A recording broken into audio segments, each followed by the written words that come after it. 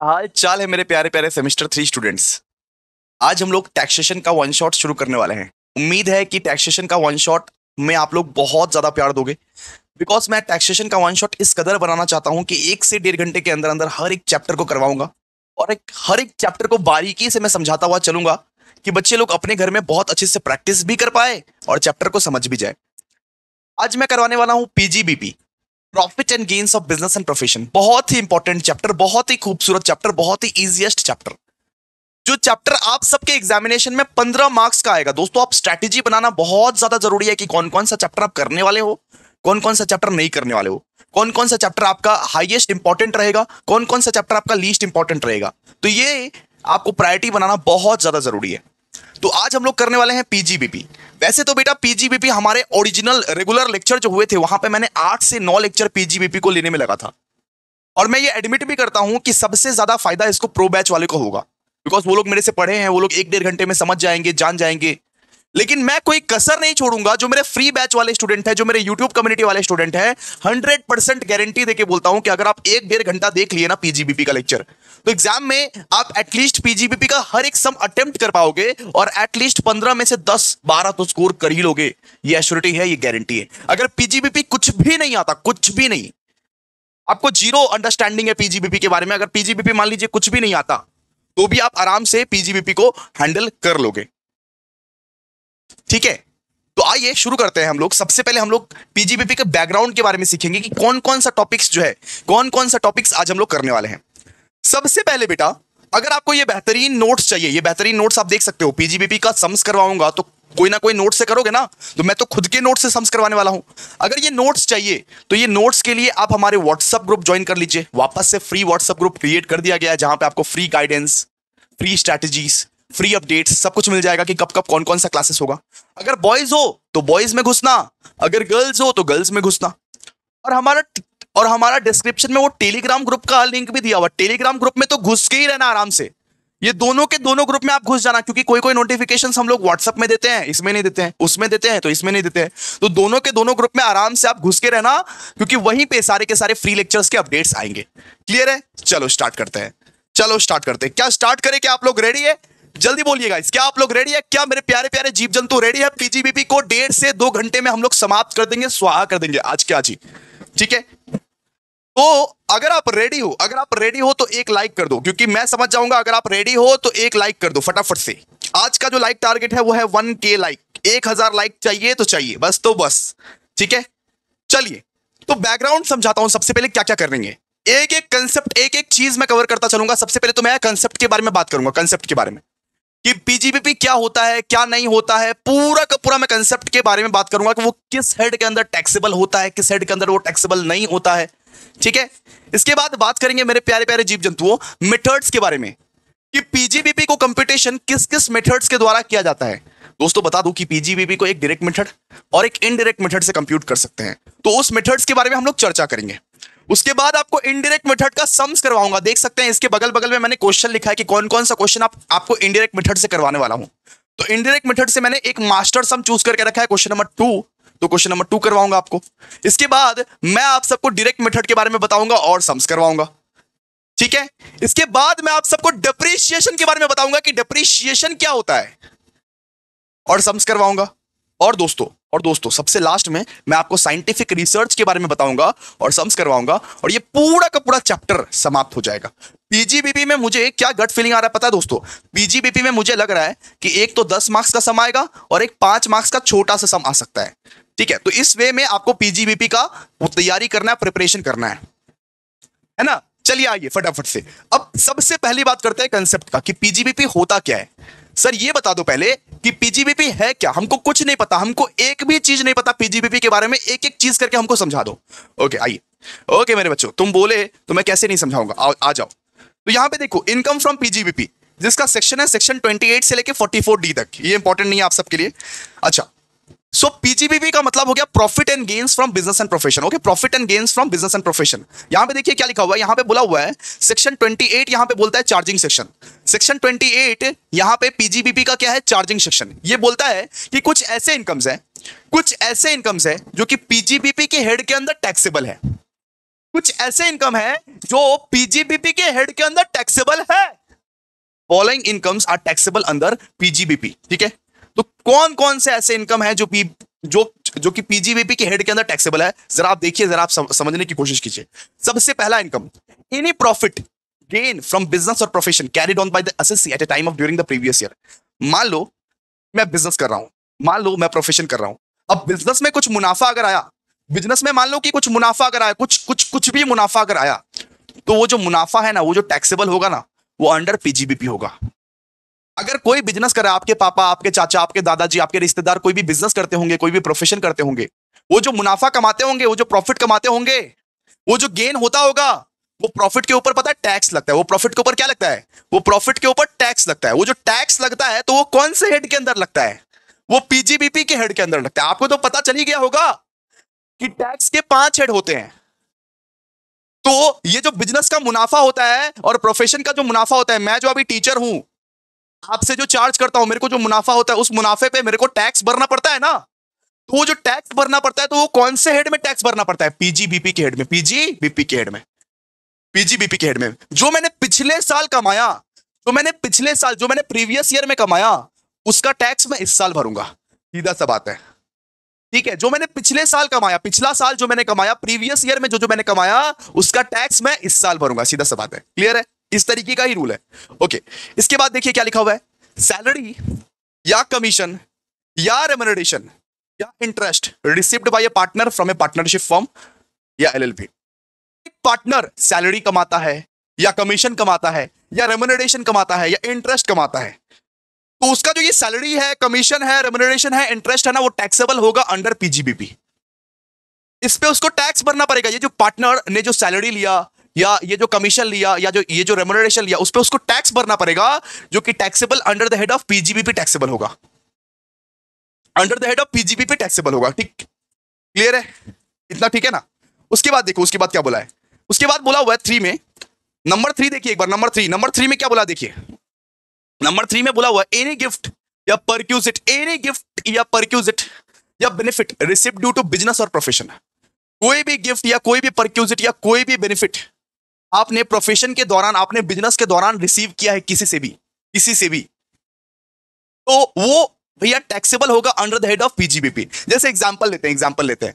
मान लीजिए मैं डॉक्टर हूं, मान लीजिए मैं टीचर हूं ही नहीं, मान लीजिए मैं डॉक्टर हूं। मेरे को पेशेंट ने गिफ्ट दे दिया, मेरे को पेशेंट ने ये OnePlus का फोन दे दिया, मेरे को मेरा पेशेंट ने ये OnePlus का फोन दे दिया।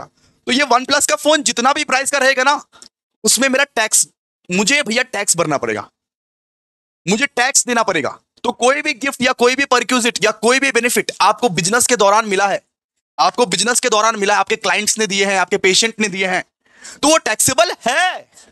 एंड वो taxable under the head of PGBP है, आई होप आप समझ गए हो। एक बार आप अगर समझ गए हो तो लाइक कर देना, लाइक जरूर कर देना। ठीक है, इसके बाद any amount received under keyman insurance policy. ये एक पॉलिसी का नाम है, केमैन इंश्योरेंस पॉलिसी।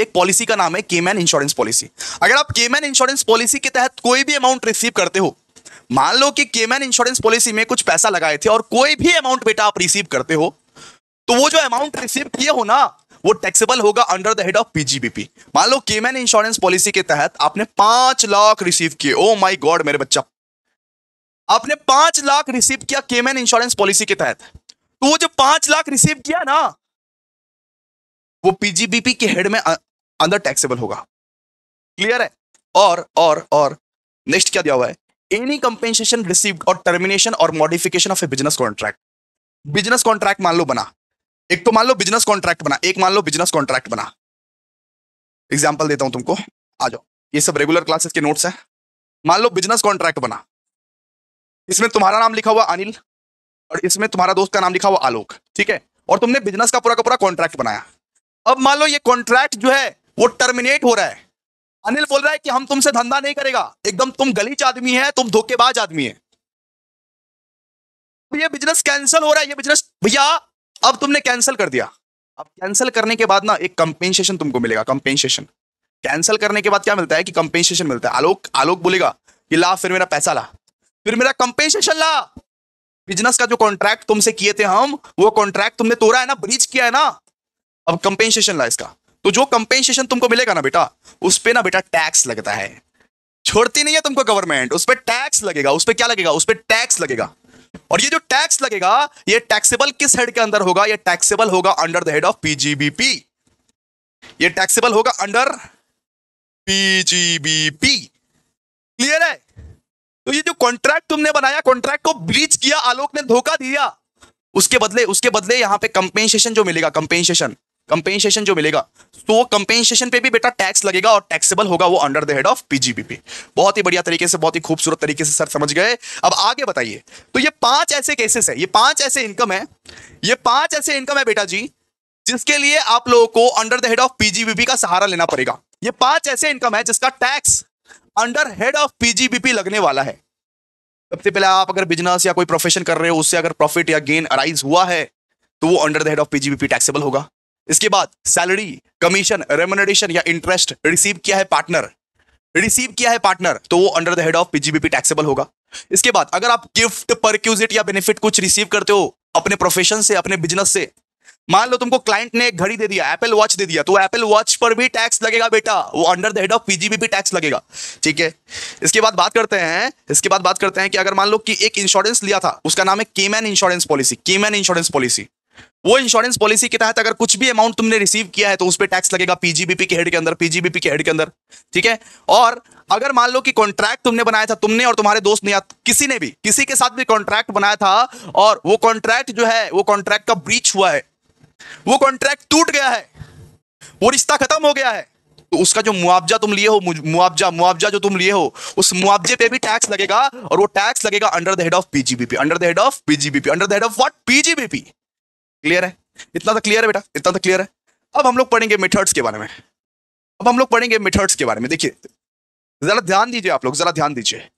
अब देखिए ये पीजीबीपी को कंप्यूट करने का 2 मेथड्स है, पीजीबीपी को कंप्यूट करने का, पीजीबीपी को निकालने का 2 ठो मेथड्स है, 2 ठो मेथड्स आप लोगों को दिया हुआ है। एक तो है डायरेक्ट मेथड, एक इनडायरेक्ट मेथड। वापस से बोलिए, एक डायरेक्ट मेथड, एक इनडायरेक्ट मेथड। आप 5 बार बोलोगे मेथड्स टू कंप्यूट पीजीबीपी। एक तो भैया डायरेक्ट मेथड, दूसरा हो गया इनडायरेक्ट मेथड, एक डायरेक्ट मेथड, एक इनडायरेक्ट मेथड, डायरेक्ट मेथड, एक इनडायरेक्ट मेथड। ठीक है, चलिए। अब डायरेक्ट मेथड जो है वो बड़ा आसान है, बड़ा सस्ता सा है। पता नहीं लोग टफ क्यों बोलते हैं पीजीबीपी को। अब डायरेक्ट मेथड जो है वो बहुत बहुत बहुत ज्यादा आसान है। इसमें क्या है जरा देखिए, आपको बताता हूं।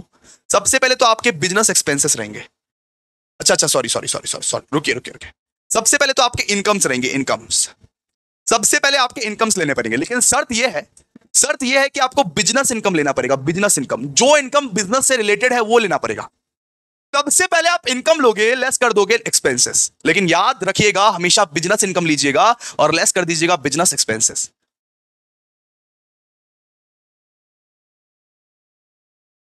ठीक है, business income less business expenses अगर कर दीजिएगा तो वो पूरा का पूरा बेटा डायरेक्ट मेथड ही है और कुछ नहीं है इसमें। बहुत ही आसान है, business income less business expenses. आइए ना दिखाते हैं, एकदम टाइम नहीं वेस्ट करते हैं, दिखाते हैं। देखिए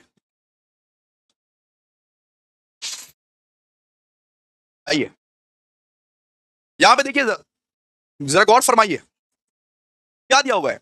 सबसे पहले देखिए, सबसे पहले यहां पे दिया हुआ income as per section 28।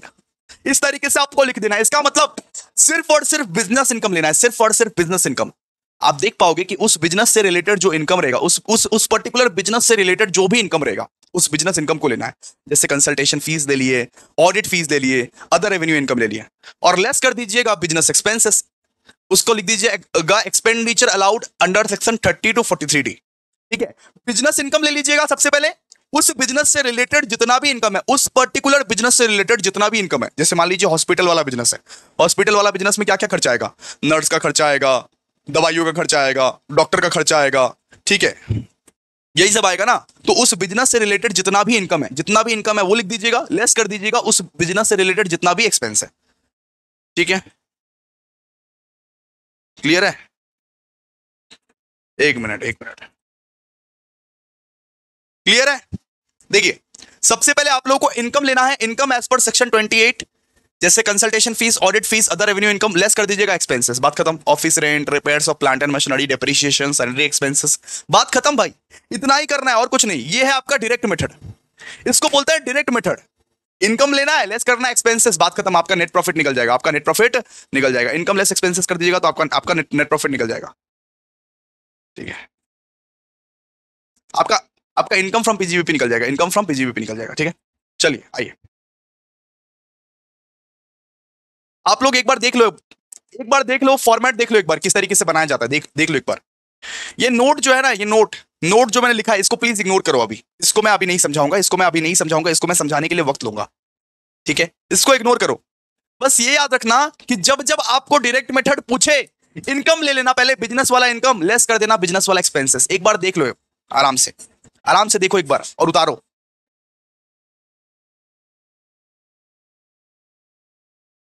Next next बात करते हैं इनडायरेक्ट मेथड का, इनडायरेक्ट मेथड के बारे में बात करते हैं। ये तो बात की है हम लोग डायरेक्ट मेथड के बारे में, ये तो बात की है सर डायरेक्ट मेथड के बारे में, इनडायरेक्ट मेथड क्या कहता है।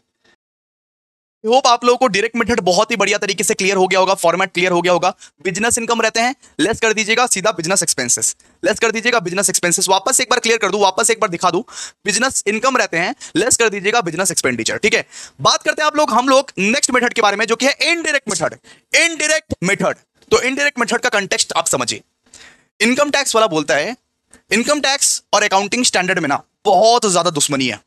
इनकम टैक्स वाला बोलता है कि जब तुम अकाउंट्स में अकाउंटिंग स्टैंडर्ड को फॉलो करते हो तो तुम इनकम टैक्स में क्यों करना चाहते हो अकाउंटिंग स्टैंडर्ड को फॉलो। इनकम टैक्स हमारे हिसाब से चलाओ। आप एक एग्जांपल लीजिए, बचपन में आप पीएल अकाउंट बनाते थे, बचपन में आप पीएल अकाउंट बनाते थे ना, जैसे यहां पे लिखते थे हम लोग टू सैलरीज, यहां लिखते थे टू रेंट, फिर लिखते थे टू इंश्योरेंस, इसके बाद लिखते थे टू लॉस बाय फायर। ठीक है, फिर हमारा निकलता था टू नेट प्रॉफिट। ठीक है, यहां पे हम लोग बाय ग्रॉस प्रॉफिट बीडी, ठीक है, बाय कमीशन रिसीव्ड। इस तरीके से आप पहले बहुत अच्छे से नेट प्रॉफिट बना लेते थे और नेट प्रॉफिट बना के बहुत खुश हो जाते थे। यहां पे और एक चीज आएगा टू डेप्रीशिएशन। ठीक है, ये सब बना लेते थे, लेकिन हुआ प्रॉब्लम ये कि इनकम टैक्स वाला बोलता है कि तुम लोग अकाउंट्स में अकाउंटिंग स्टैंडर्ड को फॉलो करता है तो मुझे कोई प्रॉब्लम नहीं, अकाउंटिंग स्टैंडर्ड को फॉलो करो, लेकिन तुम लोग इनकम टैक्स भर रहा है गधे, और इनकम टैक्स में तुम अकाउंटिंग स्टैंडर्ड को फॉलो क्यों कर रहा है। वो बोलता है कि इनकम टैक्स भर रहा है, इनकम टैक्स हमारे हिसाब से चलेगा, इनकम टैक्स एक्ट के हिसाब से चलेगा। ये जो पीएल अकाउंट बनाया है, ये पीएल अकाउंट किस तरीके से बनेगा, कैसे बनेगा, कौन कौन सा आइटम मुझे लेना है, कौन कौन सा आइटम मुझे नहीं लेना है, ये मैं डिसाइड करूंगा, ये मेरे हिसाब से चलेगा। इनकम टैक्स वाला बोलता है कि अगर मान लो तुम इनकम टैक्स में पीएल अकाउंट बनाते हो और इनकम टैक्स में प्रॉफिट एंड लॉस अकाउंट बनाते हो, अगर मान लो, तो मेरे हिसाब से बनेगा, मेरे हिसाब से चलेगा। तुम अकाउंटिंग स्टैंडर्ड को फॉलो नहीं कर सकता। Who the hell is accounting standard, accounting standard से उसका 36 से आंकड़ा है। बोलता है कि इनकम टैक्स में इनकम टैक्स एक्ट के हिसाब से पीएल अकाउंट बनाना पड़ेगा, और अगर पीएल अकाउंट बनाना ही है तो अकाउंटिंग स्टैंडर्ड के हिसाब से बनाओ। लेकिन अगर इनकम टैक्स में बनाओगे, इनकम टैक्स में अगर तुम बना रहे हो पीएल अकाउंट, तो इनकम टैक्स एक्ट के हिसाब से बनाओ। इनकम टैक्स बोलता है कि मेरे हिसाब से पीएल अकाउंट बनेगा अगर तुम मेरा सब्जेक्ट कर रहे हो। अगर तुम डायरेक्ट टैक्स भर रहे हो, अगर तुम इनकम टैक्स भर रहे हो, तो मेरे हिसाब से तुमको पीएल अकाउंट बनाना पड़ेगा, मेरे हिसाब से भरना पड़ेगा, मेरे हिसाब से बनाना पड़ेगा। अगर मैं यहां पे बोलूं कि डेप्रीशिएशन अलाउड नहीं है, तो डेप्रीशिएशन नहीं लेने का इनकम टैक्स बोलता है। अगर मैं आज बोल दूं कि सैलरीज को नहीं ले सकते पीएल अकाउंट में, तो नहीं ले सकते। अगर मैं यहां पे बोल दूं इंश्योरेंस को नहीं ले सकते, तो नहीं ले सकते। एग्जाम्पल दे रहा हूं मैं। वो बोलता है कि मैं दिन बोलूंगा तो तुम दिन बोलोगे, मैं रात बोलूंगा तो मैं रात बोलूंगा। ठीक है, इनकम टैक्स बोलता है, इनकम टैक्स वाला बोलता है कि मेरे हिसाब से तुमको चलना पड़ेगा। जो जो आइटम मैं अलाउ करूंगा, सिर्फ वही आइटम को तुम पीएल में लिख सकते हो, और जो आइटम को मैं डिसअलाउ करूंगा, वो आइटम को तुम नहीं लिखोगे पीएल में। बस तो बस जो आइटम को मैं अलाउ करूंगा पीएल में, सिर्फ उसी आइटम को लिखना है तुमको, और जो आइटम मैं डिसअलाउ करूंगा, वो सब आइटम तुम नहीं लिखोगे पीएल में, वो सब आइटम तुम नहीं लिखोगे। एक अकाउंटेंट आता है, फिर रोते रोते आता है एक अकाउंटेंट, जब उसको इनकम टैक्स रिटर्न भरना होता है कि सर जी हमने तो ऑलरेडी पीएल अकाउंट बना लिया। मैं आया अचानक से इनकम टैक्स ऑफिसर के पास कि सर जी मैंने तो ऑलरेडी पीएल अकाउंट बना लिया। मैं आपके बात समझता हूं कि मैं आपके हिसाब से पीएल अकाउंट बनाना चाहता हूं, लेकिन मैंने तो ऑलरेडी अकाउंटिंग स्टैंडर्ड के हिसाब से पीएल अकाउंट बना लिया है। अब क्या करूं सर, अब क्या करूं। तो वो बोलता है कुछ भी नहीं, वो बोलता है कुछ नहीं, वो बोलता है अपनी गलती सुधारो। अब गलती कैसे सुधर सकती है।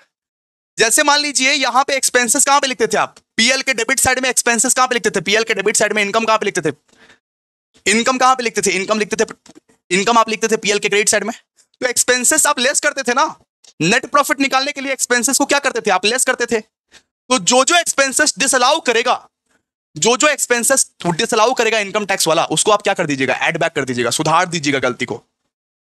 इनकम टैक्स वाला बोलता है तुम सिर्फ गलती सुधारने पे ध्यान दो, तुम सिर्फ गलती सुधारो और कुछ नहीं। तो गलती सुधर कैसी सकती है, अगर आप एक्सपेंसेस को लेस किए थे तो आप क्या कर दीजिएगा, नेट प्रॉफिट के साथ ऐड बैक कर दीजिएगा। समझाता हूं, फॉर्मेट से समझाता हूं, आप लोग को बहुत बढ़िया तरीके से फॉर्मेट से समझेगा। देखिए सबसे पहले हम लोग यहां पे क्या लिए, देखिए किस तरीके से चार्ट बनते हैं वो तो पता है ना।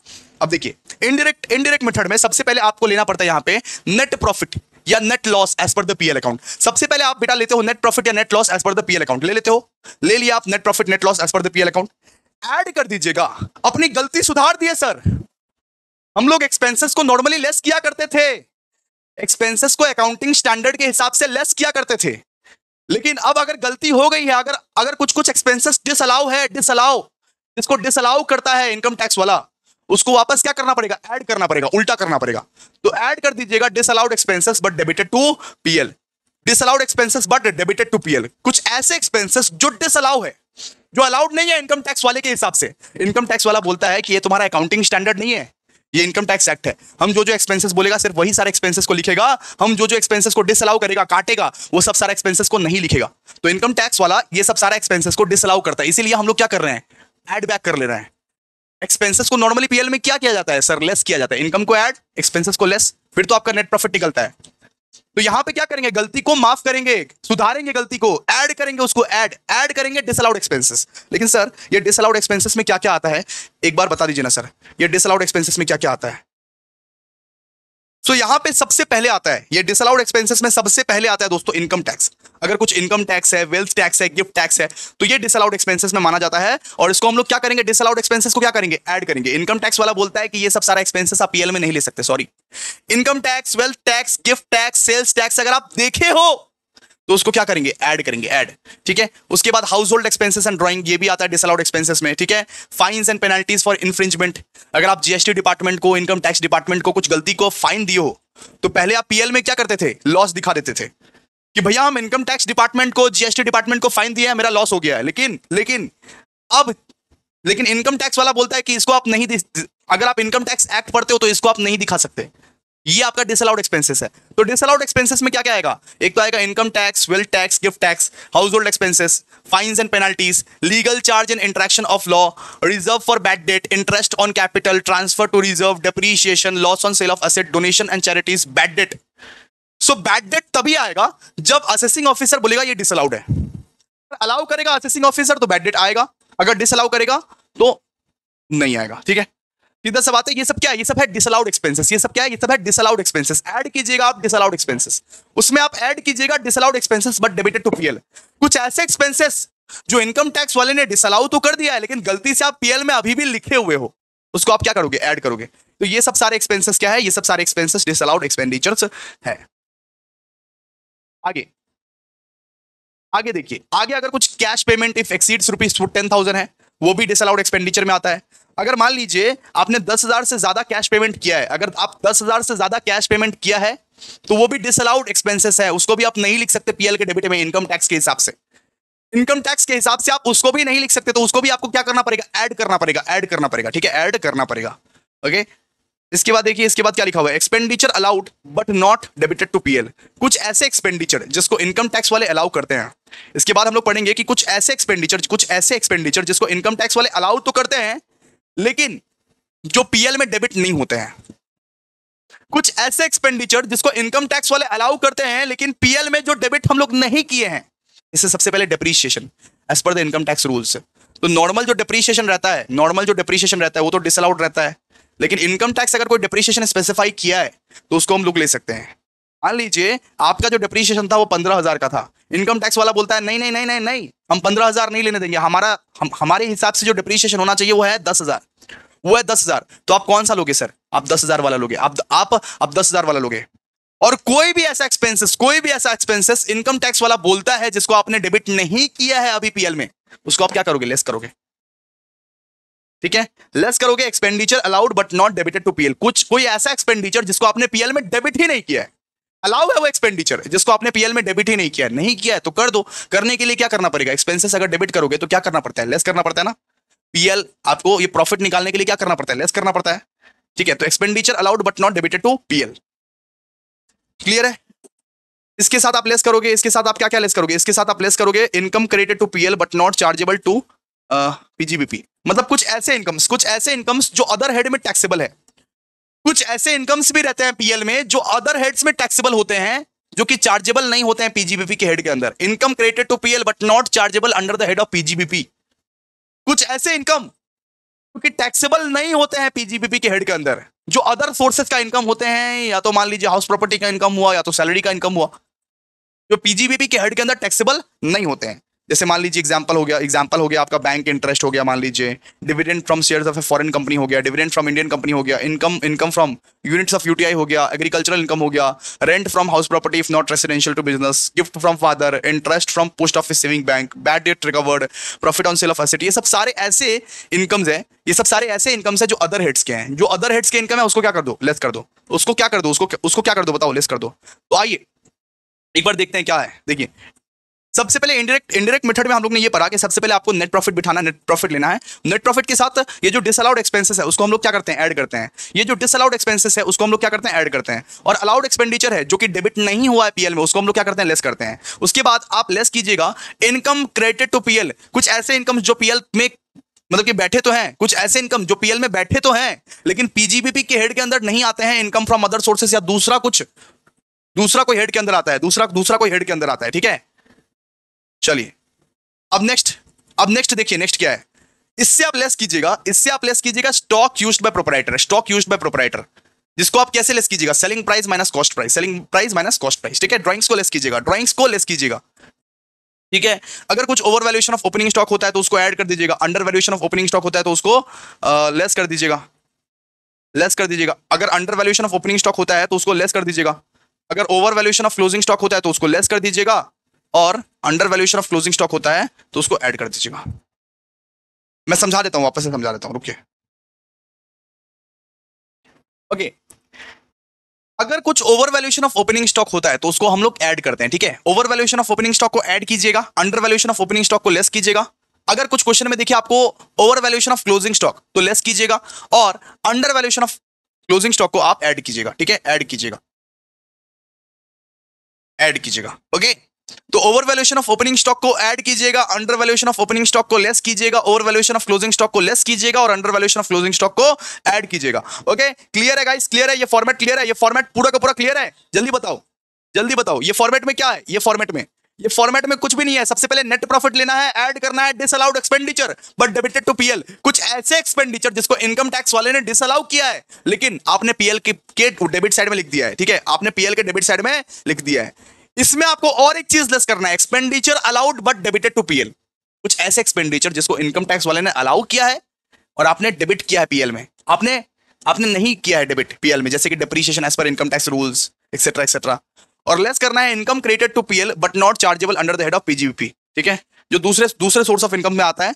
ओके, इससे ऐड कर देना है over valuation of opening stock, less कर देना under valuation of opening stock, less करना है over valuation of closing stock, add करना है under valuation of closing stock. आपका क्या निकल जाएगा, income from PGBP. Income from PGBP. अब आइए, अब मिलते हैं हम लोग डेप्रीशिएशन के कांसेप्ट पे। डेप्रीशिएशन के कांसेप्ट भी एक बार सीख लेते हैं, डेप्रीशिएशन वाला कांसेप्ट एक बार सीख लेते हैं, ताकि अब सम्स जो है बहुत ही बेहतरीन तरीके से हम लोग कर पाए, ठीक है। अब आइए, अब हम लोग डेप्रीशिएशन वाला कांसेप्ट को समझते हैं। तो डेप्रीशिएशन जो है इनकम टैक्स एक्ट के हिसाब से एक तो टेंजिबल एसेट्स पे डेप्रीशिएशन मिलता है और एक इनटेंजिबल एसेट्स पे डेप्रीशिएशन मिलता है। इनकम टैक्स वाला बोलता है कि मैं टेंजिबल एसेट्स पे भी डेप्रीशिएशन देगा और इनटेंजिबल एसेट्स पे भी डेप्रीशिएशन देगा, ठीक है। तो टेंजिबल एसेट्स यानी कि building, plant, machinery, motor car पे भी डेप्रीशिएशन उपलब्ध है, और इनटेंजिबल एसेट्स मतलब यानी पेटेंट, ये ट्रेडमार्क, ये कॉपीराइट, लाइसेंस, इन सब पे भी डेप्रीशिएशन आप ले सकते हो। इनकम टैक्स वाला बोलता है कि हम लोग टेंजिबल एसेट्स पे भी डेप्रीशिएशन देगा और इंटेंजिबल एसेट्स पे भी डेप्रीशिएशन देगा। हालांकि अकाउंटिंग स्टैंडर्ड ये नहीं बोलता है, अकाउंटिंग स्टैंडर्ड बोलता है कि इंटेंजिबल एसेट्स पे अमोर्टाइजेशन हो सकता है, लेकिन इनकम टैक्स वाला बोलता है कि हम लोग टेंजिबल और इंटेंजिबल दोनों पे ही हम लोग डेप्रीशिएशन चार्ज करेंगे, दोनों पे ही हम लोग डेप्रीशिएशन दे सकते हैं, ठीक है। तो आइए फटाफट से एक बार जरा देखिए इंटेंजिबल एसेट्स पे लेकिन एक शर्त लगाया गया है कि आप पेटेंट पे, आप ट्रेडमार्क पे, आप कॉपीराइट पे, आप लाइसेंस पे तो डेप्रीशिएशन ले सकते हो, लेकिन गुडविल पे डेप्रीशिएशन नहीं लोगे आप। गुडविल पे आप डेप्रीशिएशन नहीं ले सकते, अब पेटेंट, ट्रेडमार्क, कॉपीराइट, लाइसेंस पे तो डिप्रीशिएशन ले सकते हो, लेकिन गुडविल पे आप डिप्रीशिएशन नहीं लोगे। और एक शर्त कि अगर ये पेटेंट, ये ट्रेडमार्क, ये कॉपीराइट, ये लाइसेंस अगर बिफोर 31 मार्च 1998 से पहले का है, मान लीजिए ये पेटेंट, ये ट्रेडमार्क, ये कॉपीराइट, ये लाइसेंस बिफोर 31 मार्च 1998 से पहले का है, 1998 से पहले का है ये, तो उस पे डिप्रीशिएशन चार्ज नहीं करेंगे आप, उस पे डिप्रीशिएशन चार्ज क्या नहीं करेंगे आप। लेकिन आफ्टर 31 मार्च 1998 का है तो आप डिप्रीशिएशन उस पे चार्ज करेंगे। ठीक है, समझे? इंटेंजिबल असेट्स में आप ये पेटेंट, ट्रेडमार्क, कॉपीराइट, लाइसेंस पे डिप्रीशिएशन ले सकते हो, गुडविल पे डिप्रीशिएशन मत लेना। ठीक है, और अगर अगर ये इंटेंजिबल असेट्स जो है ये 1998 31 मार्च के पहले का है, फिर तो डिप्रीशिएशन भैया लगेगा ही नहीं, फिर लगेगा ही नहीं डिप्रीशिएशन। लेकिन आफ्टर 31 मार्च 1998 के बाद का है तो डिप्रीशिएशन लगने वाला है, डिप्रीशिएशन लगेगा लगेगा लगेगा। अच्छा, ये डिप्रीशिएशन लगने के लिए इनकम टैक्स के हिसाब से डिप्रीशिएशन लगने के लिए कुछ कंडीशंस है, कुछ कंडीशंस को फॉलो करने पड़ेंगे। इनकम टैक्स के हिसाब से डिप्रीशिएशन लगने के लिए कुछ कंडीशंस को फॉलो करने पड़ेंगे। Depreciation is allowed if two conditions are satisfied, मतलब जब दो कंडीशन सेटिस्फाई हो जाता है तब जाके डिप्रीशिएशन आपका लगेगा। सबसे पहले asset should be the owner of the assessee, यानी अगर ये मोबाइल अगर किसी का है, ये मोबाइल मेरा है, फिर जाके इस फोन का डिप्रीशिएशन लगेगा, बात खत्म। असेट जो होना चाहिए उसके ओनर असेसी होने चाहिए। असेट जो होना चाहिए उसके ओनर कौन होना चाहिए? असेसी होना चाहिए। ऐसा नहीं कि मैं अपना चाचा का असेट लेके आ गया, उस पर डिप्रीशिएशन लगवा रहा हूं मैं, नहीं, ऐसा नहीं चलेगा। तो डिप्रीशिएशन तभी अलाउ होगा जब असेट जो है वो असेसी का रहेगा। असेट जो है जब वो असेसी का रहेगा, जो टैक्स भरने वाला है उसका असेट रहेगा तब। और asset should be used for the business और प्रोफेशन पर्पस। सबसे मोस्ट इंपॉर्टेंट, वो जो असेट है आपने उसको बिजनेस या प्रोफेशन पर्पस के लिए यूज किया, अपने घर के लिए नहीं। वो जो असेट है आपने उसको बिजनेस या प्रोफेशन पर्पस के लिए यूज किया तब जाके। ओके, अब बात करते हैं मेथड्स ऑफ डिप्रीशिएशन के बारे में, कि कौन सा मेथड से डिप्रीशिएशन चार्ज होता है। अरे भैया, इनकम टैक्स वाला डिप्रीशिएशन चार्ज करने देता है, ये तो बात समझ गए, लेकिन कौन से मेथड से डिप्रीशिएशन चार्ज करने देता है ये तो बताइए सर। अगर मान लीजिए कोई पावर सेक्टर है, याद रखिए कि अगर मान लीजिए कोई पावर सेक्टर, अगर कोई भी पावर सेक्टर है तो उसके लिए एसएलएम या तो डब्ल्यूडीबी मेथड से डिप्रीशिएशन चार्ज होता है। ठीक है, अगर पावर सेक्टर है तो एसएलएम या डब्ल्यूडीबी, अगर नॉन पावर सेक्टर है तो ऑलवेज याद रखिएगा डब्ल्यूडीबी ही लेते हैं। ठीक है, अगर पावर सेक्टर है, अगर पावर सेक्टर वाला बिजनेस है तो याद रखिएगा एसएलएम या डब्ल्यूडीबी। अगर नॉन पावर सेक्टर है तो ऑलवेज याद रखिएगा डब्ल्यूडीबी ही लेते हैं, डब्ल्यूडीबी वाला मेथड ही फॉलो करेंगे। क्लियर है? चलिए अब बात करते हैं रेट ऑफ डिप्रीशिएशन का। कौन कौन से रेट पे डिप्रीशिएशन चार्ज करेगा। वैसे तो क्वेश्चन में आप लोग को दिया रहेगा किस रेट पे डिप्रीशिएशन चार्ज करना है, लेकिन कभी कभी इनकम टैक्स वाला टफ क्वेश्चंस में नहीं दिया रहता है, इसीलिए रेट ऑफ डिप्रीशिएशन मैंने लिख दिया है। अगर मान लीजिए बिल्डिंग है, अब बिल्डिंग के भैया 3 टाइप्स यहां पे लिखे हुए हैं। रेसिडेंशियल बिल्डिंग है तो 5% से डिप्रीशिएशन चार्ज करना, अदर बिल्डिंग है तो 10% से, अगर मान लो टेम्पोररी बिल्डिंग है तो 40% से डिप्रीशिएशन चार्ज करना। ठीक है, रेसिडेंशियल बिल्डिंग है तो 5% से, अदर बिल्डिंग है तो 10% से, टेम्पोररी बिल्डिंग है तो 40% से। रेट वैसे क्वेश्चन में आपको दिया रहेगा, घबराने की कोई रिक्वायरमेंट नहीं है, लेकिन बाई चांस अगर नहीं दिया रहे, क्योंकि सीए लेवल के क्वेश्चन में, सीएमए लेवल के क्वेश्चन में रेट्स नहीं दिया रहता है, रेट्स याद करना पड़ता है आपको, इसलिए मैं आपको रेट्स याद करवा रहा हूं। ठीक है, हो सकता है आपके पेपर टफ बन जाए, आपको रेट्स ना दिया रहे फिर, इसीलिए याद कर लो। सो बिल्डिंग के केस में आपको 3 टाइप्स पढ़ने पड़ेंगे, एक तो भैया रेसिडेंशियल, अदर बिल्डिंग एंड एक भैया टेम्पोररी बिल्डिंग। रेसिडेंशियल के लिए 5%, अदर बिल्डिंग के लिए 10% और एक टेम्पोररी बिल्डिंग के लिए 40%। इस रेट पे डिप्रीशिएशन चार्ज होगा, इस रेट पे डिप्रीशिएशन चार्ज होता है। ठीक है, फर्नीचर पे देख लो, फर्नीचर पे 10%, फर्नीचर पे कितना, फर्नीचर पे 10%, इंटेंजिबल एसेट पे 25%, प्लांट एंड मशीनरी पे वैसे 15%, शिप्स पे 20%, शिप्स पे 20%, एयरक्राफ्ट पे 40%। ठीक है, इसके बाद ये कंप्यूटर पे वो 40%, बुक्स पे भी 40%, ऑयल वेल पे 15% और अदर प्लांट एंड मशीनरी पे 15%। इसको प्लीज एक बार लिख लीजिए और इसको प्लीज एक बार पढ़ लीजिएगा घर में। ये सब ऐसे रेट्स है, उस रेट्स पे डिप्रीशिएशन लगते हैं। ठीक है, चलिए आइए, उस रेट्स पे अलग अलग एसेट्स पे डिप्रीशिएशन लगते हैं।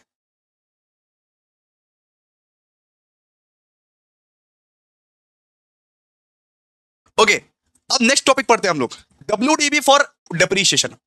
अगर डब्ल्यूडीबी मेथड लगाएंगे सर तो कैसे लगाएंगे, कौन से तरीके से लगाएंगे, प्लीज एक बार बता दो। अब देखिए, आपने एक मशीन खरीदा, एक्वायर किया but not put to use. अगर एक मशीन खरीदा है आपने लेकिन उसको यूज नहीं किया है अभी तक, सुनिए, अगर आपने एक मशीन खरीदा, अगर आपने प्लांट खरीदा, आपने उसको यूज ही नहीं किया तो उस पर कोई डिप्रीशिएशन नहीं लगेगा, उस पर कोई भी डिप्रीशिएशन नहीं लगेगा। आपने अगर एक मशीन खरीदा, आपने अगर एक प्लांट खरीदा, उसको आप यूज ही नहीं किए तो उस पर कोई भी डेप्रीशिएशन नहीं लगेगा, कोई भी डेप्रीशिएशन नहीं। इसके बाद क्या बोला देखिए, acquired and put to use for less than 180 days. अगर आपने एक मशीन खरीदा और आप 180 दिन से कम यूज किए उसको, आपने एक मशीन खरीदा और आपने उसको 180 दिन से कम यूज किए, 180 दिन से कम यूज किए, 6 महीना से कम यूज किया आपने। 180 दिन मतलब क्या होता है? 6 महीना। 6 महीना से कम यूज किया तुमने, एक मशीन खरीदा होला, उस मशीन को आपने 120 दिन, 130 दिन, 180 दिन से कम यूज किया, मान लो 180 दिन से कम यूज किया, तो उस पर हाफ रेट पे डेप्रीशिएशन लगेगा, हाफ रेट पे डेप्रीशिएशन लगेगा। कितना? हाफ रेट पे डेप्रीशिएशन लगेगा। अगर आपने एक मशीन को 180 दिन से भी ज्यादा यूज किया है, ओ माय गॉड, अगर आपने एक मशीन को 180 दिन से भी ज्यादा यूज किया है, तो पूरा का पूरा बेटा फुल रेट पे डेप्रीशिएशन लगने वाला है आपको, ठीक है?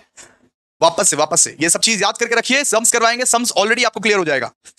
Acquired but not put to use. अगर एक मशीन आप एक्वायर किए है लेकिन आपने यूज ही नहीं किया है, तो उस पर कोई डेप्रीशिएशन नहीं लगेगा।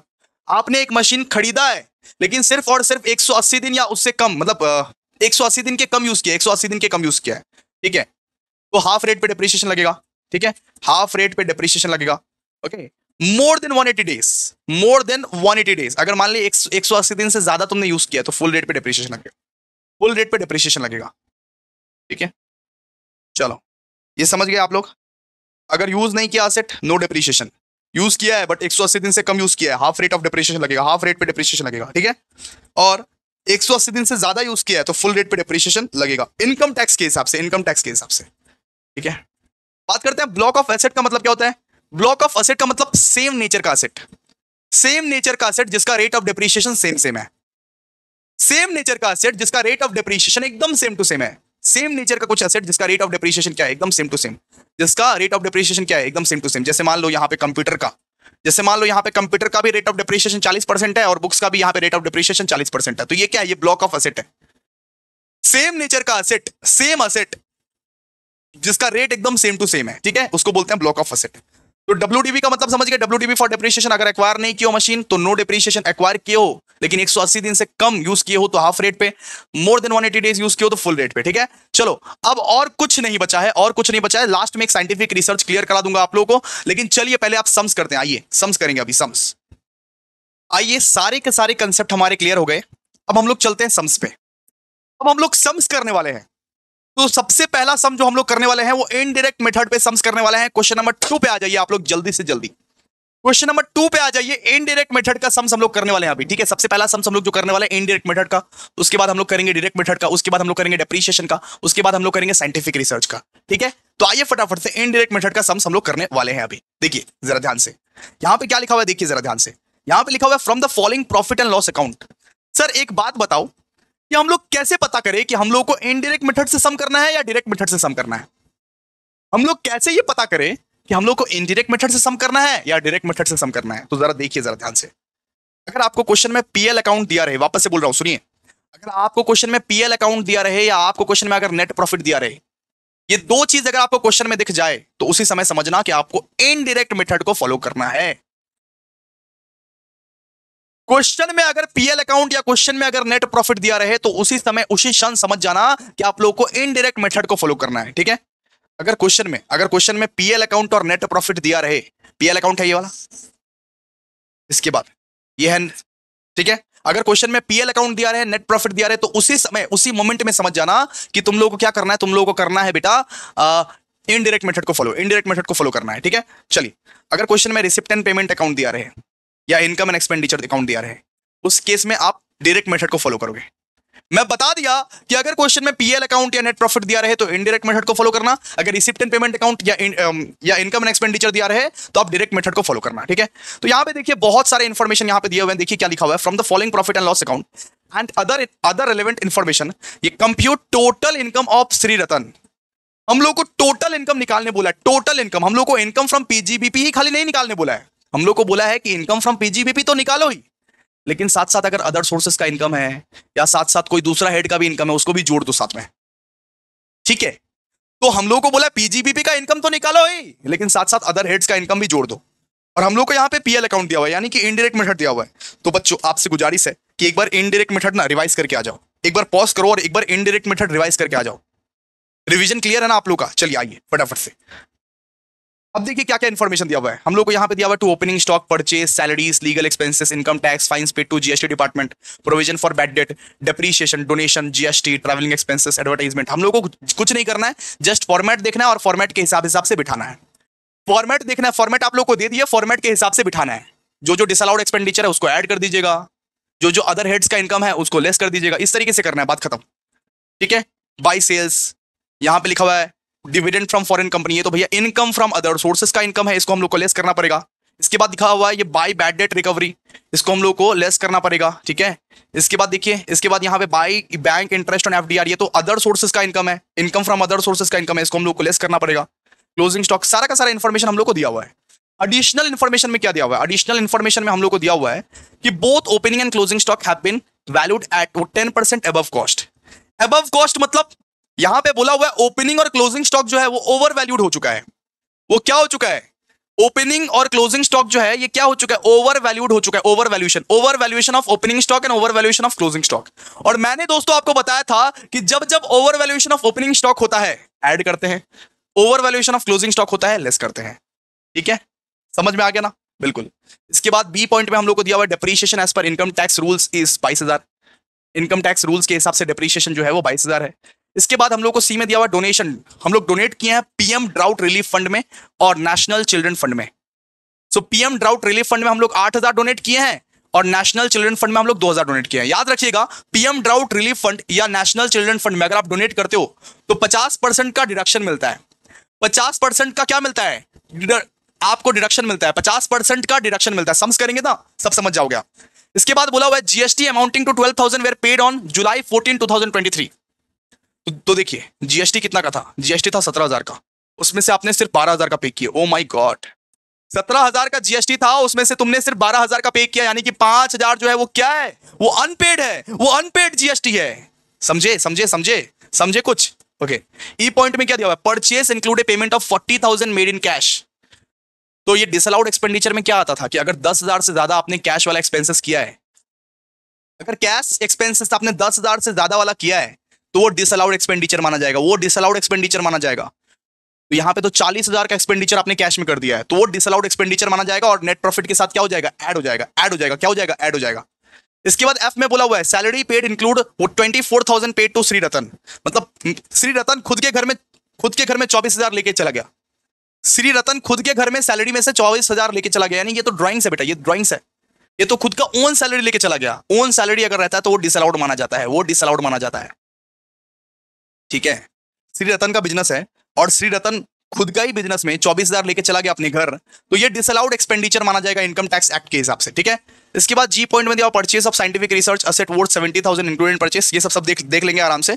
आइए सम्स कीजिए। इनडायरेक्ट मेथड को आज खत्म करते हैं हम लोग, कम से कम आज इनडायरेक्ट मेथड को खत्म करेंगे। लंबा सेशन ना हो जाए इसीलिए हम लोग कल और एक सेशन रख लेंगे, पीजीबीपी का पार्ट 2। पीजीबीपी का पार्ट 2 भी रखेंगे। ठीक है, चलिए आइए फटाफट से लिखिए सोल्यूशन 2 क्वेश्चन नंबर 2। और बेटा मैं आपको आज करवाने वाला हूं इनडायरेक्ट मेथड। क्या करवाने वाला हूं? इनडायरेक्ट मेथड करवाने वाला हूं आज आपको।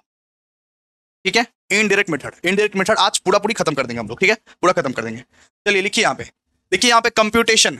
हम लोग को क्या बोला है? हम लोग को बोला है पीजीबीपी सिर्फ नहीं मत निकालो, हम लोग को बोला टोटल इनकम निकालो। तो कंप्यूटेशन ऑफ टोटल इनकम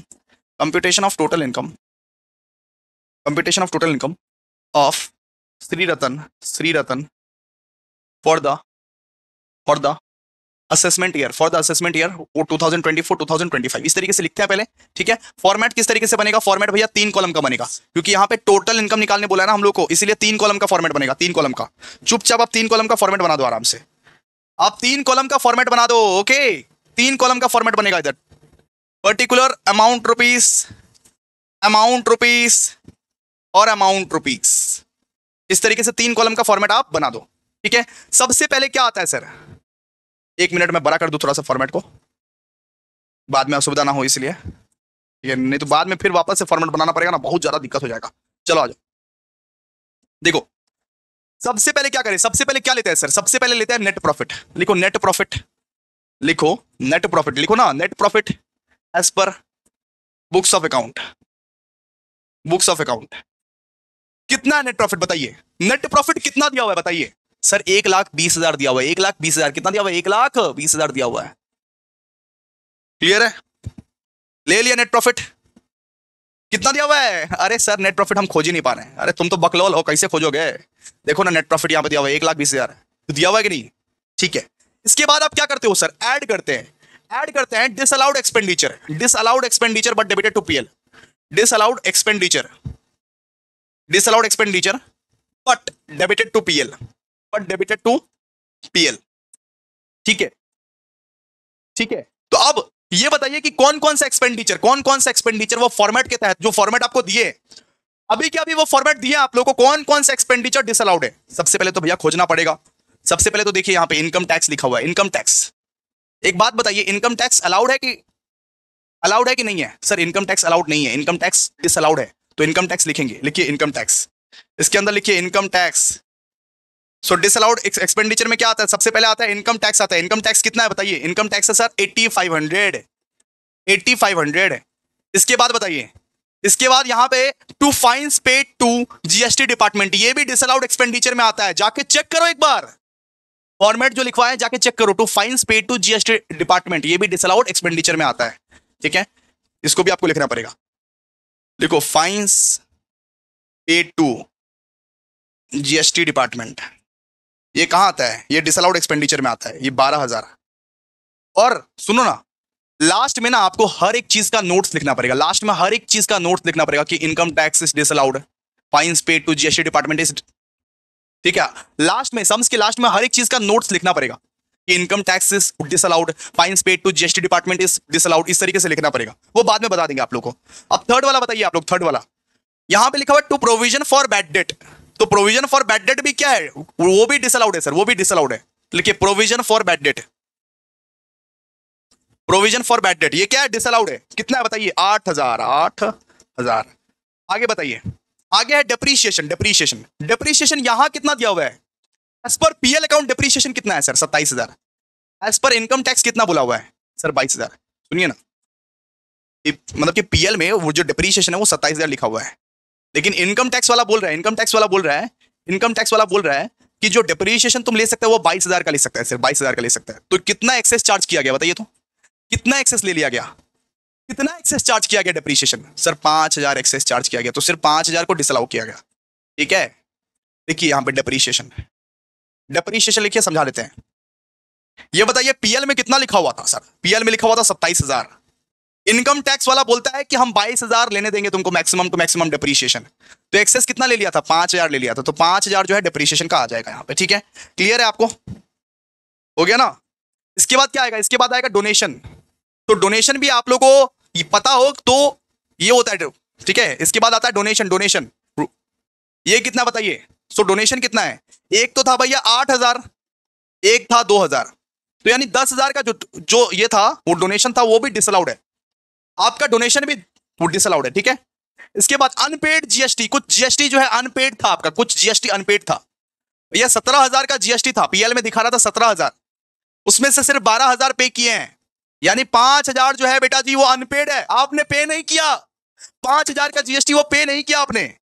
ठीक है, इसके बाद हमने ये भी पढ़ा था कि अगर आप कैश पेमेंट करते हो 10,000 से ज्यादा तो वो डिसअलाउड हो जाता है। कैश पेमेंट अगर करते हो इन एक्सेस ऑफ 10,000 तो वो डिसअलाउड हो जाता है। तो आप तो कैश परचेज करके आए हो 40,000 का, आप तो कैश परचेज करके आए हो 40,000 का, तो वो तो भैया डिसअलाउड है ही। तो आइए लिखिए, लिखिए कैश परचेज, कैश परचेज कितने का भैया? 40,000 का। अगर 10,000 तक का परचेज होता तो कुछ नहीं करते आप, लेकिन 40,000 का कैश परचेज करके आए हो तब तो भैया डिसअलाउड होगा ये। ठीक है, इसके बाद खुद भी सैलरी लेके गया, ओन सैलरी, खुद का सैलरी लेके गया घर में, खुद का सैलरी लेके गया, ओन सैलरी लेके गया घर में। ठीक है, कितने का? 24,000। ये भी आएगा यहाँ पे, ये भी तो भैया डिसअलाउड ही है। ऐड कीजिए, इसको ऐड करके बाहर कीजिए, तो ऐड करके बाहर कीजिए, तो ऐड करके आप बाहर कीजिए फटाफट से, जल्दी बाहर कीजिए। कितना आएगा? 1,12,000, ये 500। मंजीत कुछ और बोल रहा है, ये कुछ और बोल रहा है। बोल, वेट करता हूं मैं। आप लोग, आप लोग ये करिए फटाफट से। 1,12,500, कितना? 1,12,500। चलिए लिखिए 1,12,500। चलिए ओके। आगे आगे देखिए, आगे किस तरीके से करते हैं देखिए। हो गया। अब बाहर किए, उसके बाद ऐड कीजिए, ऐड कीजिए, ऐड करो, ऊपर के साथ ऐड करो, 1,20,000 के साथ 1,12,500 को ऐड करो फटाफट से, जल्दी जल्दी ऐड कीजिए। कितना कितना 2,32,500। हाँ तो 2,32,500, ठीक है, 2,32,500 आया, 2,32,500। अब इसमें से ऐसा इनकम को लेस कीजिए, ऐसा इनकम को लेस कीजिए जो जो कि टैक्सेबल नहीं है, ऐसा इनकम को लेस कीजिए जो कि टैक्सेबल नहीं है। इनकम नॉट टैक्सेबल, देखिए income not taxable, income not taxable, income not taxable, credited to PL, but credited to PL, income not taxable but credited to PL, ठीक है। ऐसा इनकम जो टैक्सेबल नहीं है लेकिन पीएल में क्रेडिटेड है, जैसे कि bad debt recovered, bad debt recovered जो होता है वो टैक्सेबल नहीं रहता है, बैड डेट रिकवर्ड जो होता है ना वो टैक्सेबल नहीं रहता है बेटा, ठीक है। कितने का है बताइए सर? 35,000, 35,000, ठीक है, क्लियर है। अच्छा एक काम करो, यहाँ पे लिखो, यहाँ पे लिखो, यहाँ पे लिखो, एक लाइन में लिखो, यहाँ पे लिखो। अब ऐसे इनकम को लेस करना है जो कि दूसरे हेड का है, जो दूसरे गली का है, जो जो दूसरे हेड का है, इनकम फ्रॉम अदर सोर्सेस का है। कुछ कुछ ऐसे इनकम्स भी है ना जो दूसरे हेड का है, उसको आप क्या करोगे? लेस करोगे। लेस लिखो, less income taxable, less income taxable under other head, under other head, under other head, जो दूसरे हेड का है उस इनकम को आप क्या करोगे? लेस करोगे। जैसे सबसे पहला वाला इनकम, सबसे पहला वाला इनकम खोजो खोजो खोजो खोजो खोजो, सबसे पहला income dividend from foreign company. ये जो डिविडेंड फ्रॉम फॉरेन कंपनी है ये इनकम फ्रॉम अदर सोर्सेज का इनकम है, ये इनकम फ्रॉम अदर सोर्सेज का इनकम है। यहां पे आ गया गलती से, तो इसको क्या करेंगे? लेस करेंगे। देखिए income dividend, dividend from foreign company, foreign company कितना है? अमाउंट बताया, अमाउंट कितना है? कितना है? कितना है? ये 4,000, 4,000, ओके। इसके बाद और बता, और क्या है? और है एक तो बैंक इंटरेस्ट ऑन एफडीआर। ये जो बैंक इंटरेस्ट ऑन एफडीआर है ये इनकम फ्रॉम अदर सोर्सेस में आता है। ये बैंक इंटरेस्ट ऑन एफडीआर किधर आता है? इनकम फ्रॉम अदर सोर्सेस में आता है। बैंक इंटरेस्ट ऑन एफडीआर ये किधर आता है? इनकम फ्रॉम अदर सोर्सेस में आता है। कितना है बताओ? 15,000, ठीक है, समझ में आ गया। चलो ऐड करो, ऐड करो, ऐड करके बाहर बाहर करो। 35, 35, 50, 54,000, 54,000, 54,000। चलिए आगे, आगे। अच्छा कितना हो जाएगा बताओ? 1,78,500। अब हम लोगों को दो चीज को ऐड लेस करना है, ठीक है। ऐड करना है over valuation of opening stock, over valuation of opening stock, over valuation of opening stock, less करना है अंडर वैल्यूएशन ऑफ, अच्छा सॉरी, लेस करना है over valuation of closing stock, over valuation of closing stock. इन सबको add less करना है हम लोग को, ठीक है। चलिए एक बार आइए फटाफट से वर्किंग नोट पे, वर्किंग नोट पे हम लोग कर लेते हैं over valuation of opening stock and under valuation of and over valuation of closing stock. चलिए आइए फटाफट से, ठीक है, वर्किंग नोट पे आइए, वर्किंग नोट।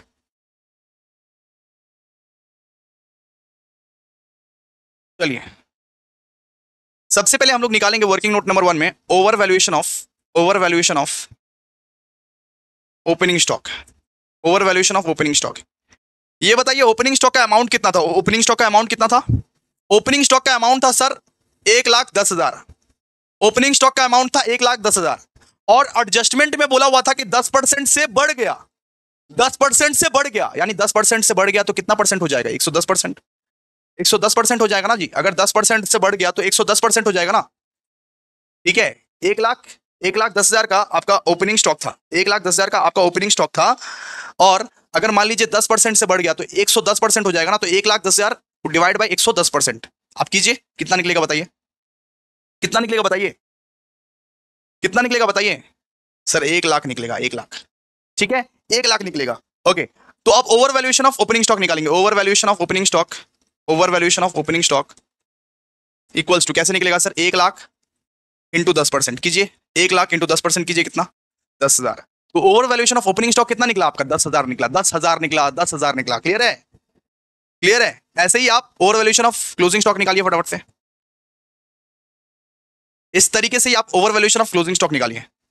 देखिए over valuation of closing stock, over valuation of closing stock, over valuation of closing stock, ठीक है। सबसे पहले ये बताइए कि क्लोजिंग स्टॉक का वैल्यू कितना दिया हुआ है, 66,000, और अगर वो 10% से बढ़ गया, 100% वो पहले से था, अगर वो 10% से बढ़ गया कितना हो जाएगा, 110% कीजिए, करोड़ है, कितना करो, 66,000 डिवाइड बाई 110% करो ना, कितना कितना निकलता है, 60,000। अब हम लोग निकालेंगे over valuation of closing stock. फिर कैसे निकलेगा, 60,000 का 10%, 60,000 का 10% कितना, 6,000। इस तरीके से ओवर वैल्यूएशन निकाला जाता है, इस तरीके से ओवर वैल्यूएशन या अंडर वैल्यूएशन निकाला जाता है। अंडर वैल्यूएशन अगर रहता तो हम लोग क्या कर देते, 90% कर देते। ओवर वैल्यूएशन है तो क्या किए, 110% कर दिए, कि 10% से बढ़ गया तो बढ़ा दो 10%, अगर 10% से घट गया तो सीधा सा बात है अंडर वैल्यूएशन कर दो, ठीक है। आइए अब आगे, अब देखिए क्या करते हैं, अब लिखिए फटाफट से, अब फॉर्मेट में लिखिए फटाफट से, अब टाइम नहीं है, जल्दी लिखिए। देखिए ओवर वैल्यूएशन कितना कितना है, ओवर वैल्यूएशन है आपका यहाँ पे 10,000, over valuation of opening stock, closing stock कितना है, 6,000, 6,000, ठीक है। इसको ऐड, इसको लेस, ऐड लेस करके कितना, 4,000 निकलेगा आपका, 4,000 निकलेगा आपका, 4,000 निकलेगा आपका, ठीक है। तो ये आपका क्या निकला है बेटा, ठीक है, 4,000 निकला है आपका। जस्ट ऐड करके बाहर कीजिए, आप ऐड करके जस्ट बाहर कीजिए, आप ऐड करके बाहर कीजिए, 1,82,000, 1,82,500, 1,82,500। तो ये आपका इनकम फ्रॉम पीजीबीपी है, ये आपका, ये जो है ये क्या है, ये आपका इनकम फ्रॉम पीजीबीपी है, इनकम फ्रॉम पीजीबीपी आ गया आपका, इनकम फ्रॉम पीजीबीपी आ गया आपका। लेकिन आपको तो बोला है बेटा टोटल इनकम निकालने, आपको यहां पे टोटल इनकम निकालने बोला है, तो टोटल इनकम कैसे निकाल सकते हो, देखो, अब देखो जरा किस तरीके से निकाल सकते हो। यहां पे लिखो इनकम फ्रॉम अदर सोर्सेस, कुछ कुछ इनकम अदर सोर्सेस का भी है, तो उसको ऐड कर दो। Income from other sources, sir क्या क्या इनकम अदर सोर्सेस का है, अभी तो लेस किए थे, जैसे bank interest on FDR, bank interest on FDR, bank interest on FDR, और दूसरा income dividend from foreign company, dividend from foreign company. So bank interest on FDR कितना था सर, 15,000 था ये, और डिविडेंड फ्रॉम फॉरेन कंपनी कितना है, 4,000 है। इसको टोटल करके बाहर करो, 19,000 यहां पे निकल जाएगा, 19,000 यहां पे निकल जाएगा, ठीक है। इसको ऐड कर दो, इसको ऐड कर दो, इसको एक बार ऐड कर दो जल्दी से, इसको मैं मिटा देता हूं, ठीक है। इसको ऐड कीजिए फटाफट से, ऐड करके कितना आएगा, 2,01,500। सो 2,01,500 आएगा। ये क्या है आपका, ये आपका ग्रॉस टोटल इनकम, ये क्या आपका gross total income, gross total income, gross total income. और मैंने आपको बोला था ना कि डोनेशन पे 50% का डिडक्शन मिलता है। अगर आप पीएम ड्राउट फंड या पीएम रिलीफ फंड में अगर आप पैसा लगाते हो, अगर आप डोनेट करते हो तो 50% का डिडक्शन मिलता है। तो लेस कीजिए इससे डिडक्शन, लेस कीजिए deduction under section 80G, less कीजिए deduction under section 80G। Sir कौन कौन सा डिडक्शन मिलेगा आपको, यहां पे मिलेगा सर 50% ऑफ 10,000, बात खत्म। 50% ऑफ 10,000, अरे डोनेशन का 50% आपको क्या मिलेगा, डिडक्शन मिलेगा, आपको डिडक्शन मिलेगा कितने सर, 5,000। ये आपका क्या बन गया, ये आपका बन गया टोटल इनकम, ये आपका क्या बन गया टोटल इनकम, ठीक है। 1,96,500, ये क्या बन गया आपका टोटल इनकम, ये बन गया बेटा जी आपका टोटल इनकम, ठीक है। अब और कुछ नहीं करना है, अब जितना भी आपने डिसअलाउड एक्सपेंडिचर लिखा ना, जितना भी डिसअलाउड एक्सपेंडिचर लिखा उसके नाम पे वर्किंग नोट्स लिख दो, उसके नाम पे वर्किंग नोट्स लिखना पड़ेगा। सबसे पहला डिसअलाउड एक्सपेंडिचर क्या लिखा आपने, इनकम टैक्स के बारे में, लिखो working note number 1, working note ऐसे करके लिख दो, वर्किंग नोट्स हेडिंग दे दो, और 1 2 करके लिखते जाओ। लिखो इनकम टैक्स इज डिसअलाउड, लिखो इनकम टैक्स इज डिसअलाउड, लिखो इनकम टैक्स के बारे में लिखा ना, लिखो income tax is disallowed under section 40A, under section 40A।